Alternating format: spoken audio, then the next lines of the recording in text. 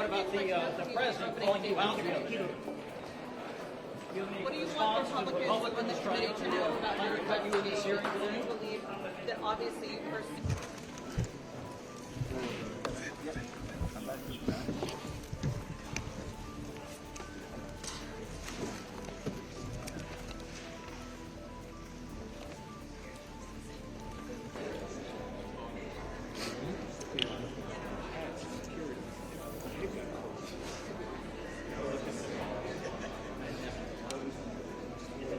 And this just goes to the question of the hypothetical witness at the trial.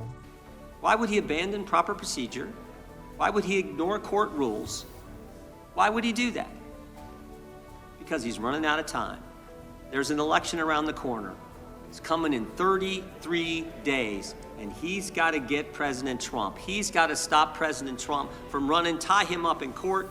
He's got to get to trial, or at a minimum, insert an 165-page political document into the presidential campaign. It was always about politics.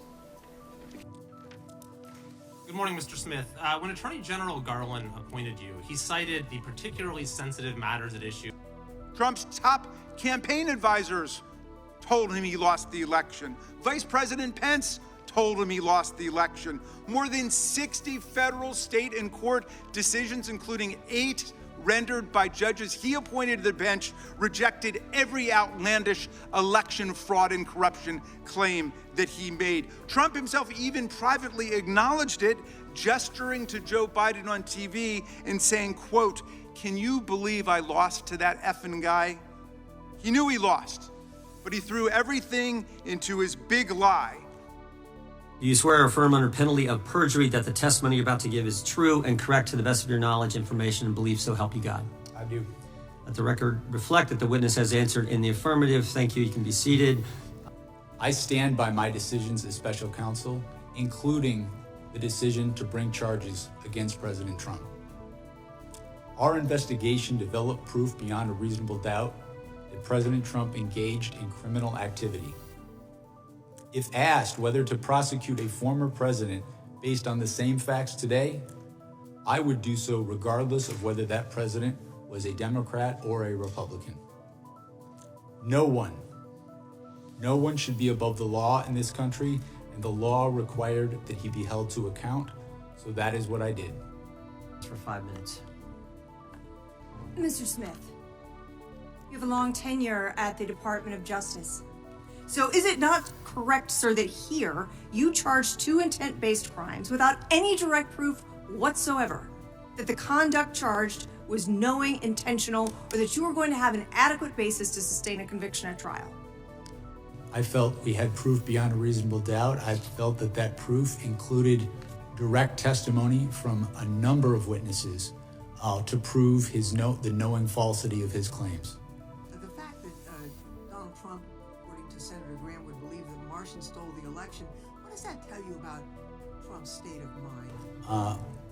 Our investigation revealed that Donald Trump was not looking for honest answers about whether there was fraud in the election. He was looking for ways to stay in power.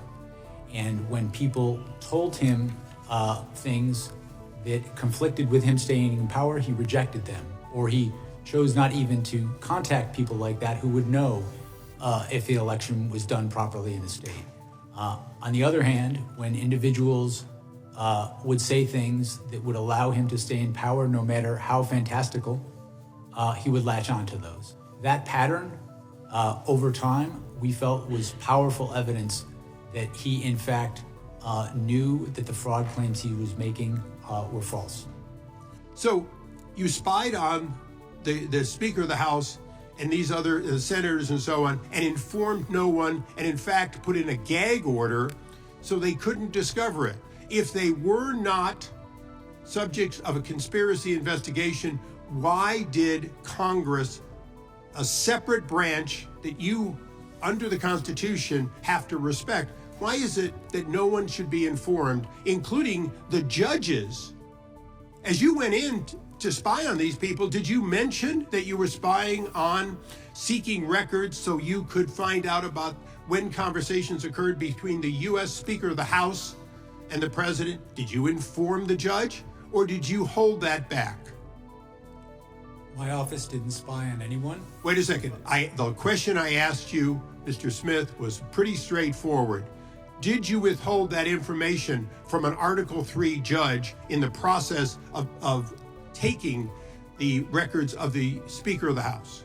We complied with Department. Did you hold back Mr. that Chairman, would you information? please instruct the gentleman to allow the witness to answer the questions? It's not your time. I'd like my time back. Mr. Chairman, again, you have please. repeatedly done that in the past. The witness has the right to answer the question. And there'll be due time to answer the question. Would you?